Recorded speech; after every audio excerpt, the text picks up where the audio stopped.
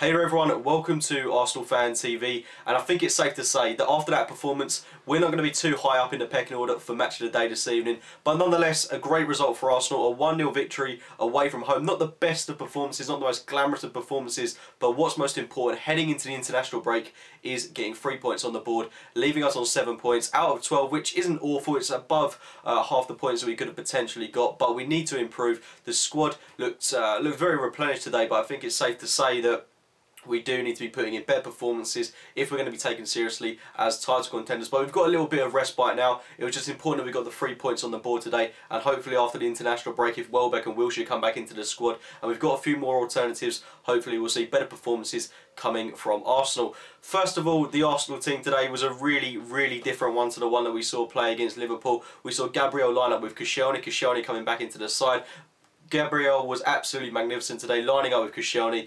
Koscielny's control on the ball was absolutely superb. Gabriel's tackling, his aerial ability was absolutely second to none, and I think that those two have to be the long-term partnership from here on in. They complemented each other brilliantly. The fullbacks were superb. Monreal had another class game. He's performed so well in all of our games this season.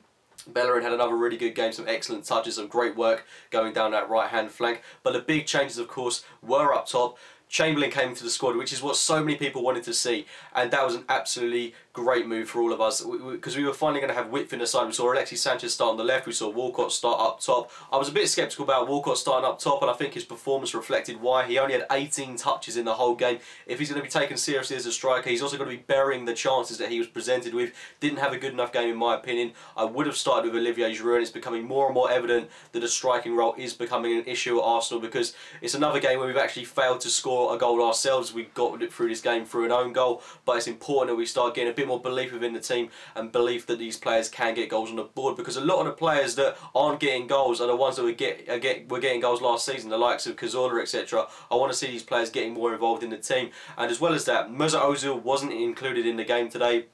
Jake Humphrey made a tweet saying that Ozil could potentially be, well, I don't know if he was just suggesting that he was out of the team because he's trying to push for a deal, and I think he's nudge wink at Benzema, but I'm not going to believe that for 1 minute. It's remains to be seen what's happening on that. I'll leave that one out for debate. But Jake Humphrey tweeted that he was rumoured to be out with a minor knee injury or back injury, whatever, but he wasn't featuring in the team, which is just typical, because we were actually starting with 2 out-and-out wingers. And Theo Walcott, he would have absolutely loved playing in this game because of the runners he'd have had beyond him. But it looked like we started with Ramsey playing in a number 10 role, with Cazorla playing a little bit deeper, or it was the other way round. But it looked like it was Cazorla who was playing that little bit deeper with Ramsey higher up in the pitch. Ramsey had a frustrating first half. His second half was absolutely superb, and he was rewarded with the man of the match performance, and it just shows how much better he plays when playing through the middle. He created 2 chances, I think, or was it 4 chances? I think it was 4 chances that Ramsey created in this game, and he proved why he needs to be played through the middle and not wasted on that right hand side of the pitch. Chamberlain didn't have his best game, but he just showed how influential he was to the team. He looked really good going forward,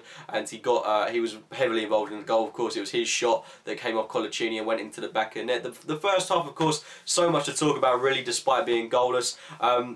First of all, the penalty shout. Hector Bellerin went into the box. It was a clear foul. Forvan got his foot on Bellerin's. Howard Webb on the BT punditry thing said that it should have been a foul, and in my opinion it was definitely a penalty. I think most would agree with that. And also shortly after that, the Mitrovic red card. And you know, this one's going to be so heavily debated, but I do think it's a red card in my opinion. The way he went in for the tackle on Coquelin, you know, he didn't really need to do it. He went in, he left it late. He could have caused quite a serious injury to Coquelin. Made my shin tingle quite a bit looking at that back on the replay. But it was a poor challenge from Mitrovic, rightly sent off, and Newcastle were down to 10 men, which I don't really think changed the dynamics of the game in any way, shape or form. We didn't take advantage of them having 10 men, because the way it panned out was we were just still dilly-dallying around through the box, not really doing much, and being wasteful in possession, which was unfortunate. We looked good. It was a good start for us. Newcastle were drawing fouls here, there and everywhere. They had so many yellow cards. We were pressing them. We were looking good, but we had no end product, as was the story of the Liverpool game. We had our first real clear-cut chance through Theo Walcott. It was a shot by Alexis Sanchez, just a pot shot. It was great to see Sanchez actually have a go, which was something no one else was doing. It fell to Walcott.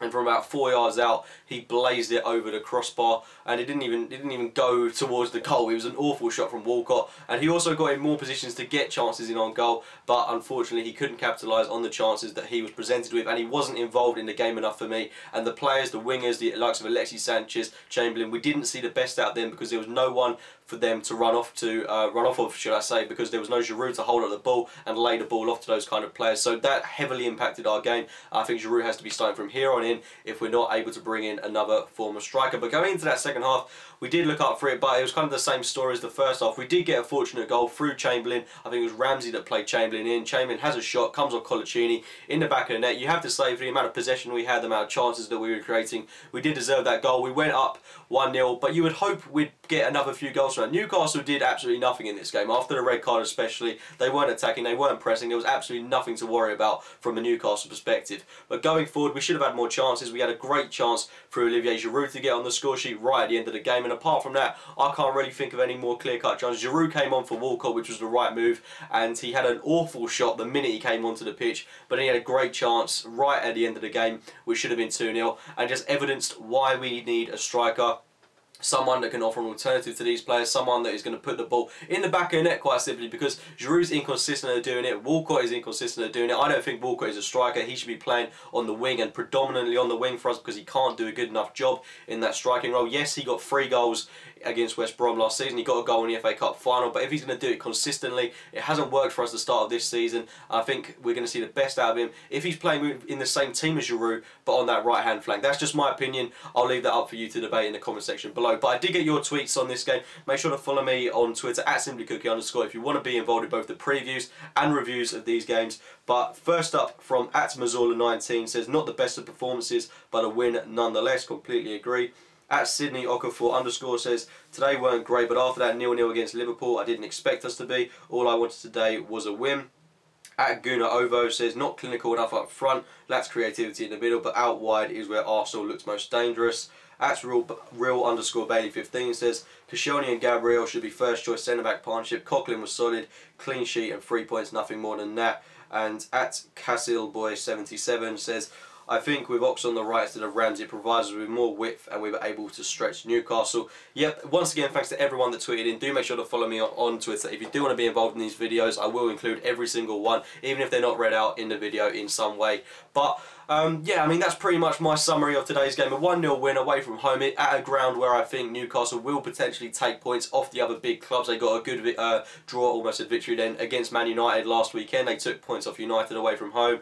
That's the game United really should have won. We've gone to St James's Park, got a win. And, you know, we've just got to be putting in better performances. If we put in better performances after the international break, when we've got Wilshere and Welbeck back, I would hope that we start to play better. We've got Stoke at home next. They saw 2 red cards today. The likes of Afellay and Charlie Adams are going to be out for that game, and we've got to be getting like a 2 or 3-0 win at some point, just to put some more confidence into the team. I believe when we have a victory like that, then the performances will just flow through, and I would hope that we can get this title march on the roll. But in terms of results, Chelsea lost today, Liverpool lost today, Man City won again. They're looking absolutely superb. But the results have gone in our favour today, bar Man City. And I would hope that after the international break we can come back with a load of confidence. Hopefully, come Tuesday, we'll have a couple of new signings within the squad. Hopefully a striker and a centre defensive midfielder. And hopefully we can, like I say, we can get the season up and running. But anyway, guys, those are my thoughts on today's game at St James's Park, the 1-0 victory over Newcastle. What were your thoughts on the game? Make sure to leave them in the comments box below. Subscribe to Arsenal Fan TV. Subscribe to my own channel, AFC Game by Game. And as always, thank you for watching.